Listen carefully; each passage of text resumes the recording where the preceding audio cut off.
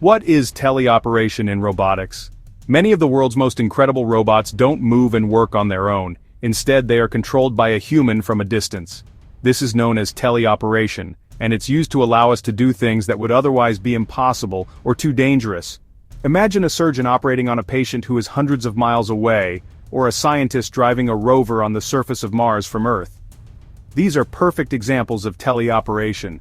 It allows humans to operate in inaccessible or hostile environments, such as disarming a bomb or handling toxic materials without risking a life. So how does it work? Teleoperation is not just a simple remote control, it's an advanced system with two parts: the control console used by the operator and the telerobot in the remote location. What makes it so powerful is the feedback. The operator not only sends commands, but the robot sends information back, whether in the form of video, audio, or even tactile sensations.